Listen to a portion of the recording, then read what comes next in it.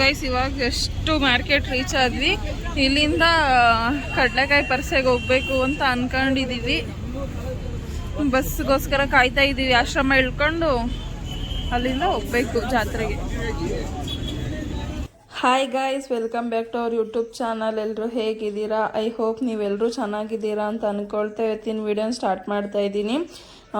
ಹಿಂದೆ ಹೇಳ್ದಂಗೆ ಕಡಲೆಕಾಯಿ ಪರ್ಸೆಗೆ ಬಂದಿದ್ದೀವಿ. ಆಶ್ರಮದ ಹತ್ರ ಬಸ್ ಇಳ್ಕೊಂಡು ನಡ್ಕೊಂಡು ಹೋಗ್ತಿದ್ದೀವಿ ಇವಾಗ ಜಾತ್ರೆ ಒಳಗಡಿಕೆ. ತುಂಬ ವರ್ಷ ಆಗಿತ್ತು ಕಡಲೆಕಾಯಿ ಪರ್ಸೆಗೆ ಬಂದು, ಸುಮಾರು ಒಂದು 5-6 ವರ್ಷ ಆಗಿತ್ತು. ಲಾಸ್ಟ್ ಟೈಮ್ ಬಂದಾಗ್ಲೂ ಕಡಲೆಕಾಯಿ ಪರ್ಸೆ ಟೈಮಲ್ಲೇ ಬಂದಿದ್ವಿ ಬೆಂಗಳೂರಿಗೆ. ಆದರೆ ಜಾತ್ರೆಗೆ ಬರೋಕ್ಕಾಗಲಿಲ್ಲ. ಅದಕ್ಕೆ ಈ ವರ್ಷ ನೋಡ್ಕೊಂಡು ಹೋಗೋಣ ಅಂತ ಅಂದ್ಬಿಟ್ಟು ಬಂದಿದ್ದೀವಿ. ನಮ್ಮ ಯಜಮಾನ್ರಿಗೆ ಫಸ್ಟ್ ಟೈಮ್ ಎಕ್ಸ್ಪೀರಿಯೆನ್ಸ್ ಮಾಡಿಸ್ತಿರೋದು ಕಡಲೆಕಾಯಿ ಪರ್ಸೆದು. ಹೇಗಿರುತ್ತೆ ಏನು ಅಂತ ನೋಡೋಣ ಬನ್ನಿ. ಇನ್ನು ಯಾರ್ಯಾರು ನಮ್ಮ ಚಾನಲ್ನ ಸಬ್ಸ್ಕ್ರೈಬ್ ಮಾಡ್ಕೊಂಡಿಲ್ವೋ ಸಬ್ಸ್ಕ್ರೈಬ್ ಮಾಡ್ಕೊಳ್ಳಿ. ಲೈಕ್, ಶೇರ್, ಕಮೆಂಟ್ ಮಾಡೋದನ್ನ ಮರಿಬೇಡಿ. ಈ ವಿಡಿಯೋನ ನಿಮ್ಮ ಫ್ಯಾಮಿಲಿ ಫ್ರೆಂಡ್ಸ್ ಜೊತೆ ಎಲ್ಲ ಶೇರ್ ಮಾಡಿ. ವಿಡಿಯೋ ಹೇಗಿದೆ ಅಂತ ಅಂದ್ಬಿಟ್ಟು ಪ್ಲೀಸ್ ತಪ್ಪದೆ ಕಮೆಂಟ್ ಮಾಡಿ.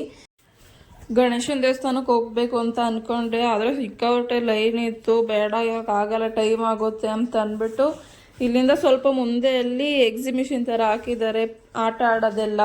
ಅಲ್ಲಿಗೆ ಹೋಗ್ಬಿಟ್ಟು ಆಟ ಆಡೋಣ ಅಂತ ನೋಡ್ತಿದ್ದೀನಿ. ಆದರೆ ನಮ್ಮ ಯಜಮಾನ್ರು ಆಗ್ತಿಲ್ಲ, ನಂಗೆ ಸುಸ್ತಾಗ್ತೈತೆ, ನಾನು ಬರಲ್ಲ, ನೀನು ಒಬ್ಬಳೇ ಹೋಗು ಅಂತ ಅಂತಿದ್ದಾರೆ. ಏನು ಮಾಡೋದು ಅಂತ ನೋಡಬೇಕು.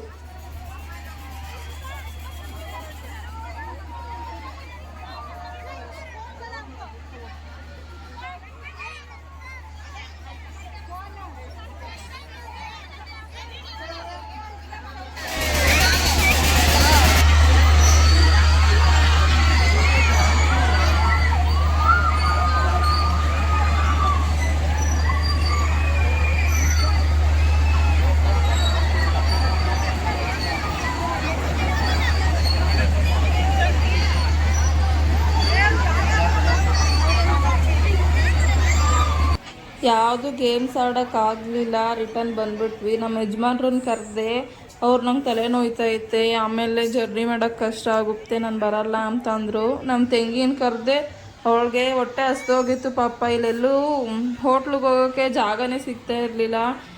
ಮುಂದೆ ಕೊಡ್ಸೋಣ ಅಂತ ಅಂದ್ಕೊಂಡೆ, ಆಗಲೇ ಇಲ್ಲ. ಅವಳು ನಾನು ಬರಲ್ಲ ಅಂತಂದ್ಲು. ಅದಕ್ಕೆ ಸರಿ ನಾನು ಆಡಲ್ಲ, ಬನ್ನಿ ಬೇಗ ಹೋಗೋಣ ಅಂತ ಅಂದ್ಬಿಟ್ಟು ಹೋಗ್ತಾ ಇದ್ದೀವಿ ಇವಾಗ.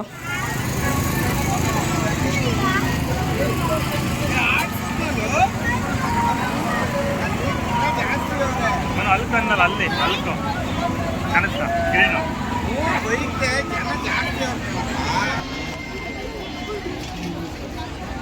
ಹಿಂಗೆ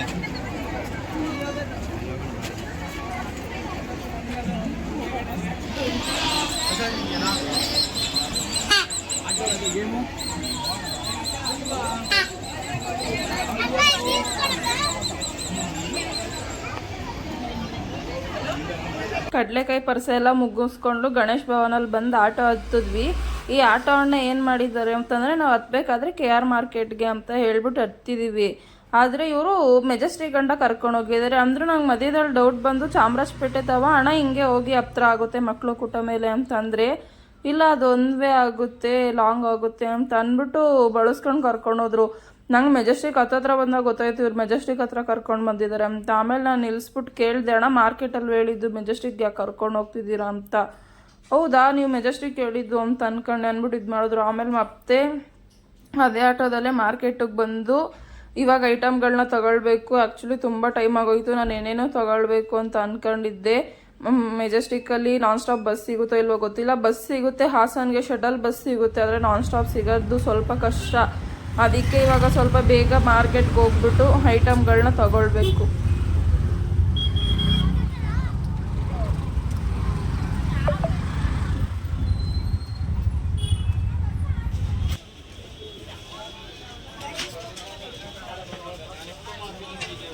ಮಾರ್ಕೆಟ್ ರೀಚ್ ಆದ್ವಿ. ನಾನು ಸ್ವಲ್ಪ ತರಕಾರಿ ಹಣ್ಣುಗಳನ್ನ ತೊಗೊಂಡೆ. ಹೂವು ಒಂದು ತಗೊಳ್ಬೇಕಿತ್ತು.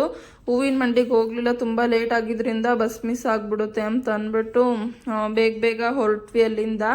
ಹಾಸನಲ್ಲಿ ಹೂವಿನ ರೇಟು ಹಣ್ಣಿನ ರೇಟು ಸ್ವಲ್ಪ ಜಾಸ್ತಿ ಅಲ್ಲಿಗೆ ಹೋಲಿಸ್ಕೊಂಡ್ರೆ. ಅದಕ್ಕೆ ನಾನು ಬೆಂಗಳೂರಿಗೆ ಹೋದಾಗೆಲ್ಲ ಸ್ವಲ್ಪ ಹಣ್ಣು ತರಕಾರಿಗಳನ್ನ ತೊಗೊಂಡು ಬರ್ತೀನಿ ಮನೆಗೆ.